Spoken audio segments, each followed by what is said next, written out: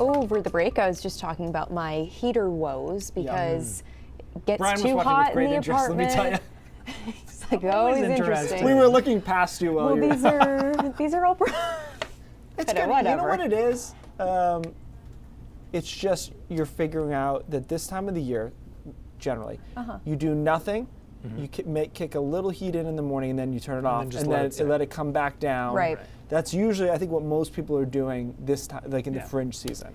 But I need a lot of the help. heat on, I just don't know what to do. yes, Yeah. right. And it depends on your heating system and all that other stuff. But like, I find it's like an hour or so of heat in the morning, and then let it. And then I was baking this morning, and that made that's it a even whole hotter. that's And the it's I was doing the self-clean oven, and I got warm in the house.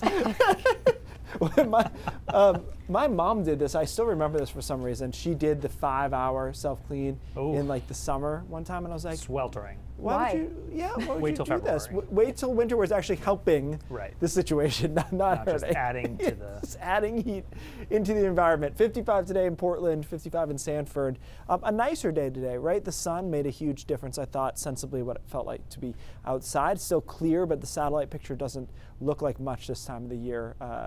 Before sunset, so I'm not going to bother showing it to you, but it is mostly clear. High thin clouds coming in from the south tonight will keep us a little bit warmer probably than last night. Not hugely though, right around 40 along the coast, upper 30s or so to mid 30s inland, and then about freezing into the mountains and across northern Maine. It will be cloudier tomorrow than it is today, but it's not a cloudy day overall. There's just a mixture of sun and clouds. High clouds, mostly some mid-level clouds over the mid-coast. And that probably keeps temperatures a few degrees cooler than today, mostly in the low 50s, and the mountains will stay in the 40s.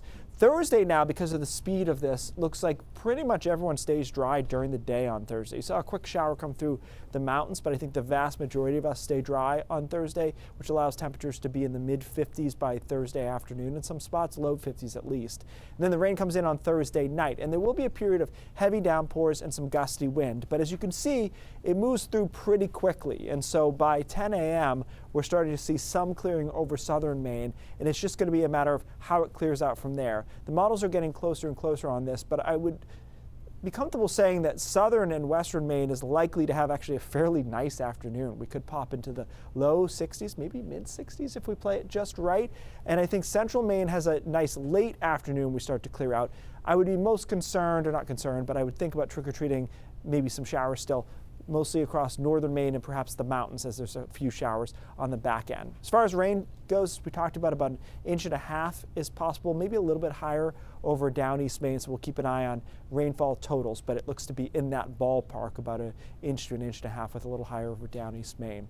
All right, here is Hurricane Melissa. Finally, the eye wall has closed. Unfortunately, too late for Jamaica as it made landfall as a Category 5 system this afternoon at 1 o'clock. Max winds were 185 miles an hour, sustained, not winds, and it ties the strongest Atlantic landfall, so anywhere in the Atlantic basin, and obviously it was the strongest to hit Jamaica.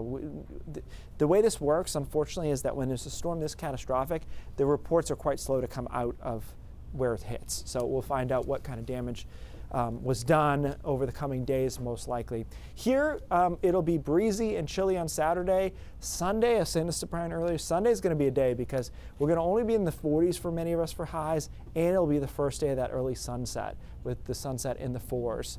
So I think that's going to really hit us at a certain time of the year. Yeah, there might be a few grumpy people out there on Sunday. Well, it begins my vendetta on November, so it's a good way to kick it off. I think I'm understanding why November is so. You'll see. That'll come into focus. Last year we had a warm November. Right. But it doesn't always. Define warm. Well, it was like in the 60s.